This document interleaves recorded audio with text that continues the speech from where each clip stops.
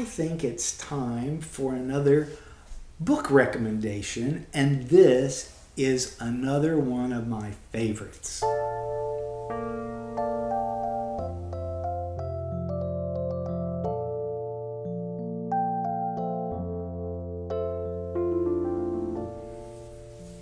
Hello, I'm Frank Hanaway, and welcome to Big Journey, Small Steps, the channel where I talk about my spiritual journey and the small steps I'm taking to reach my goal of self-realization, aided by my teacher, Eknathishwaran.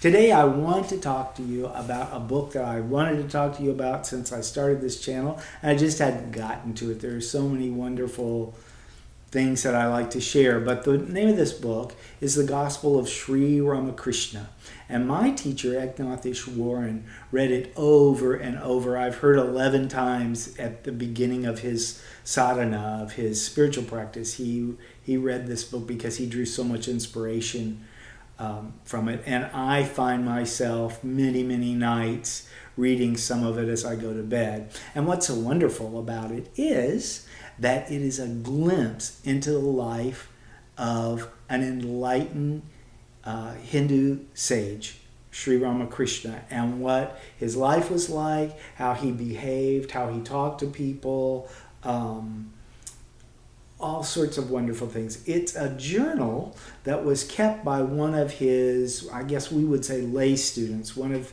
his householder students. And what that means is that he wasn't a person who gave up the world. He had a wife and children, and he had a job teaching in a school. And but he came to visit Ramakrishna very often, and everything that Ramakrishna said he wrote down. And so we have this incredible picture of him, and it's really interesting to read about when Ramakrishna goes into these highly elevated spiritual states and just sort of freezes, and everybody just stops in wonder, and his sense of devotion. There's one problem with the book, because when it was translated into English, they took a term that means one thing in the spiritual life and translated it literally, and it is not very appealing to modern Western people.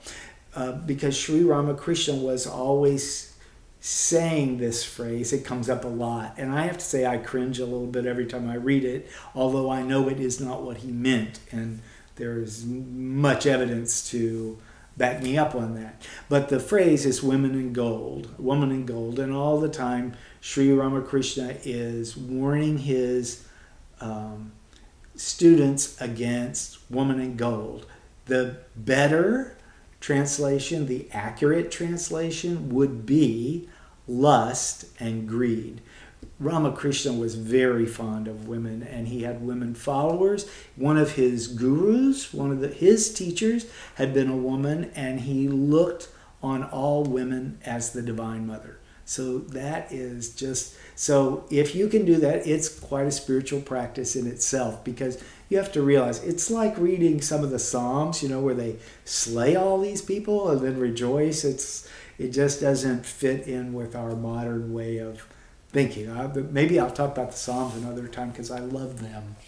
But I had to kind of readjust how my mind thought about, not take them so physically literally. One of the things that Ramakrishna is known for is he's the first person that I know of to talk about how God could be realized, or whatever you want to call it, the Tao, God, Nirvana could be reached, whatever is the term that appeals to you, the kingdom of God, by a number of different paths. And he started off studying immersing himself is a better word, in some different schools of Hinduism. And he would follow them up until he had a samadhi experience, and an experience of enlightenment. And then he went on to Islam, and then he went on to Christianity. And when he got through, he said, all these paths will take you to your goal. And I think Ishwaran, in his way of of teaching us has said, don't change your religion. Your religion is fine. Keep your devotion, but realize where you're going with it. So that's strongly supported by Ramakrishna. So anyway, there are also some awesome pictures. I know I'm going to say that thing I'm not supposed to say at the end. Some awesome pictures in the middle of Sri Ramakrishna, some of them with him in samadhi, which means in this highly elevated spiritual state. And he stands almost like a statue. And there are descriptions of it in the book, and it happened constantly. He had 1 foot in this world and 1 foot in the other world. And even among Hindu mystics, he was a very rare and unusual person. He reached enlightenment at a very early age, and he was a great teacher, and his pupils were the first Hindus to bring meditation and Indian spiritual practice to the United States in the early part of the 20th century. Ramakrishna lived in the 19th century.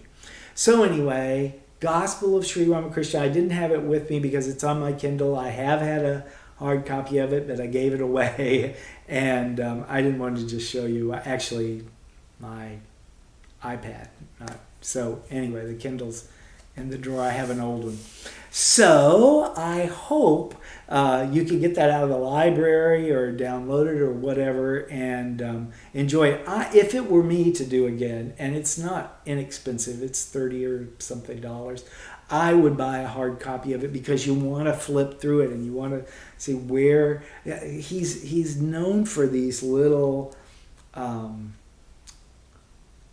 phrases that are just so obvious and yet so finely tuned spiritually. Like he said, if you want to go east, don't go west.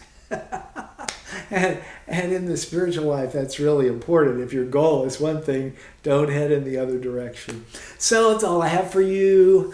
Thank you so much for spending your time with me. I hope you have a wonderful week this week. And from the bottom of my heart, I want to wish you, as always, peace and joy.